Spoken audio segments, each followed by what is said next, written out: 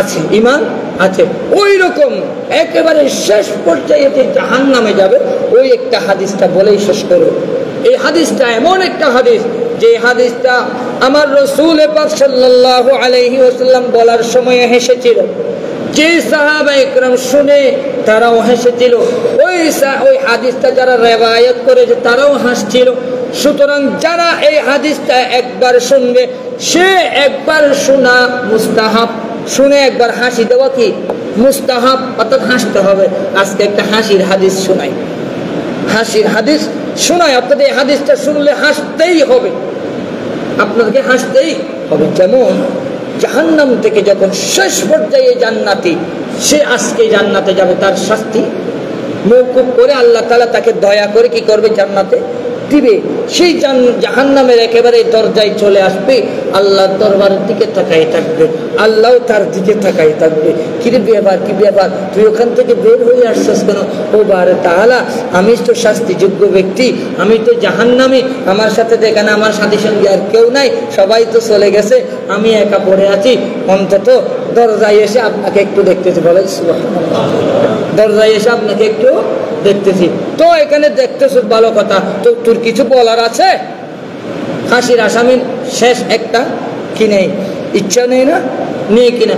আল্লাহ বলতেছেন তো তুই কিছু বলার আছে? ও বারে তাআলা, আপনার কাছে কিছু চাইবো না, কারণ আমি যেহেতু জাহান্নামী, আমি যেহেতু কি জাহান্নামী।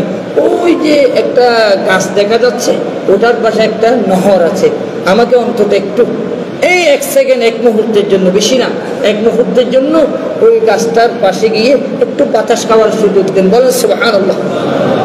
একটু বাতাস খাওয়ার সুযোগ দেন। বেশি গরম, বেশি গরম, এখানে কি বেশি গরম, আর সহ্য করতে পারতেছি না। তবে আপনি যেহেতু শাস্তি দিচ্ছেন, শাস্তি তো নিতেই হবে, একটু দয়া করে ওই গাছটার নিচে একটু জায়গা দিয়ে দেন এক মুহূর্তের জন্য। তখন আল্লাহ বলতেছেন ঠিক আছে দিব, তবে আর কিছু চাইবে কিনা? না না আল্লাহ, আমি আর কিছু চাইবো না, আপনার কাছে ওয়াদা করতেছি শুধু এটাই, আর কিছু আপনার কাছে চাইবো। আল্লাহ পাক রব্বুল আলামিন ওই বান্দাকে ওই গাছের নিচে, ছায়ার নিচে নিয়ে গেলেন। একটু হাওয়া আসতেছে, এই দুধের নহর থেকে দুধ যাচ্ছে, মিষ্টান্ন খাবার যাচ্ছে, গাছের বাতাস পাচ্ছে, কত যে আনন্দ লাগতেছে, কত যে ভালো লাগতেছে। ওই গাছের কিনারা থেকে জান্নাতের দরজা দেখা যায়, উচ্চ আওয়াজে বলুন সুবহানাল্লাহ। জান্নাতি দরজা দেখা যাচ্ছে। এবার মনে মনে কল্পনা করতেছে, আল্লাহ তো এত দয়াবান, এত দয়াবান, এত দয়াবান, এত দয়ার সাগর, দেখি একটু বলি, দেখি, বলেন না সুবহানাল্লাহ, একটু বলে দেখি। এই তুই মনে মনে কি কল্পনা করস? আল্লাহ মনের কল্পনা জানেন কি জানেন না? মনের কল্পনা বুঝেন কি বুঝেন না? বুঝেন। এই আমার জাহান্নামী বান্দা, তুই মনে মনে কি কল্পনা করছিস? ও বারে তাআলা, ভয় লাগতেছে, ভয় লাগতেছে। আমি আপনাকে বলেছিলাম আর কিছু চাইবো না, যদি একটা অনুরোধ রাখতেন। কি বল? শুধু বেশি না, জান্নাত দেওয়ার দরকার নাই, আমি তো জান্নাত পাওয়ার অধিকার নাই, আমি তো জাহান্নামী। জান্নাতের দরজাটা একটু দরজার দিকে নিয়ে যান, জান্নাতের যারা আছে তারা কি করতেছে একটু দেখবো। আবার জাহান্নামে নিয়ে আসি, আবার কি জাহান্নামে নিয়ে আসি, শুধু জান্নাতের একটু দরজার পাশে একটু করে ওখানে নিয়ে বসাই দিবেন এক মুহূর্তের জন্য, দেখে চলে আসবো, দেখে চলে আসবো। আল্লাহ তাআলা বলতেন তুই না কিছুক্ষণ আগে বলছস এরপর আর কিছু চাইবি না, আবার এটা কি বলতেছ? আল্লাহ একটু দয়া করো না, তুমি না দয়ার সাগর। মার কাছে যখন সন্তান টাকা খুঁজে 10 টাকা দেওয়ার, 10 টাকা দেওয়া আর 10 টাকা মা দেয় কি দেয় না? হ্যাঁ, না দিলেও সান্ত্বনা দেয়। ঠিক তো গুরু আল্লাহ পাক রব্বুল আলামিন ওই বান্দাকে জান্নাতের দরজায় নিয়ে যাবে। জান্নাতের দরজায় যখন নিয়ে যাবে, জান্নাতের ভিতর যখন ভালো ভালো ভাড়াখানা দেখবে, সুন্দর হুর গেলমান যখন দেখবে, ভালো ভালো খাবার যখন দেখবে, শুকরান যখন দেখবে, তখন মনে মনে কল্পনা করবে, ইস একটু যদি সেখানে ভিতরে কোনো মতে মানে নামাজের মতো বসার একটা জায়গা পাইলে হইতো, নামাজের মতো বসার জায়গা হইতো। আল্লাহ খবরদার, তুই মনে মনে কি কল্পনা করতেছস?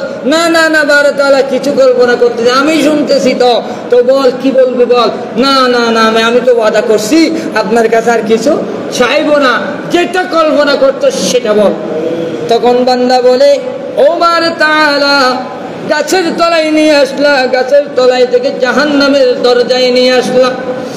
আপনার কাছে আর কিছু চাইব না, জান্নাতের ভিতর দুই জানু বসার মতো একটা জায়গা দিলেই হবে। আপনার জান্নাতীরা যত বড় বড় বালাখানা পেয়েছে সেগুলোর প্রয়োজন নাই, বড় বড় নিয়ামত পেয়েছে সেগুলোর প্রয়োজন নাই। নামাজের মতো দুই জানু বসার একটা স্থান দিয়ে দিলে হবে। ওখান থেকে আমি একটু নড়াচড়া করব না, সেখানেই আমি বসে থাকবো। একটা কুরসি বসার যে স্থান, ওই স্থানটা আমাকে দিলে হবে, ওখান থেকে আমি লড়বো না। দরকার হলে আপনি আমাকে কুণ্ডলি দিয়ে দিয়ে বলেন না সুবহানাল্লাহ। আল্লাহ বলতেছেন তুই না আর কিছু চাইবি না, আবার চাইছিস কেন?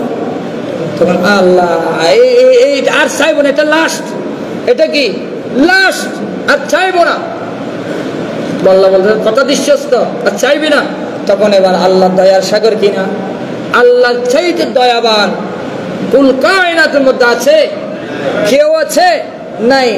দয়াগুলো এমন একটা জিনিস, আল্লাহর দয়া থেকে, আল্লাহর দয়া থেকে একটা বালুর 70 ভাগের 1 ভাগ দয়া দুনিয়ার মধ্যে দিয়েছেন। আল্লাহর দয়া থেকে একটা বালু পরিমাণ দয়া 70 ভাগের একটাকে জর্রা বলা হয়। 1 জর্রা পরিমাণ দয়া দুনিয়াতে দিয়েছেন।